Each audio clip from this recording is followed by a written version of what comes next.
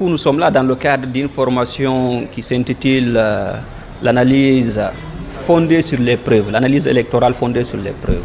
C'est-à-dire, durant 2 jours, nous allons renforcer les capacités de 40 participants sur l'analyse des rapports qui sont produits. Vous savez, dans tous nos pays, à l'approche des processus électoraux, on voit une caravane, des milliers de missions d'observation qui viennent, ils produisent des rapports, ils partent.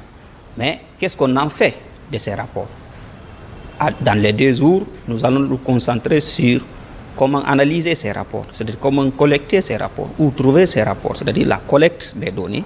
Ensuite, comment faire l'analyse de ces différents rapports, les classifier, faire une analyse comparative, chercher le niveau de convergence, le niveau de divergence au sein de ces différents rapports et pour faire des recommandations qui sont actionnables pour les différentes réformes en vue, puisque tout processus, nous savons le processus électoral, il peut s'améliorer à l'infini.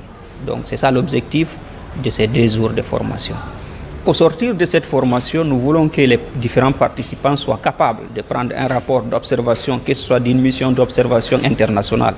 Si nous prenons l'Union européenne, si nous prenons le centre Carter, si nous prenons la CEDEAO et autres, qu'ils soient capables de prendre un rapport d'observation électorale, de le lire, de le comprendre, de savoir distinguer le niveau, quelle est sa structure, quelles sont les parties les plus essentielles d'un rapport. C'est ça, c'est ce que nous attendons de nos différents participants. Et à la fin, il faut que ces participants soient capables de proposer des recommandations aux différentes parties prenantes pour l'amélioration du processus électoral. C'est ce que nous attendons des différentes participations.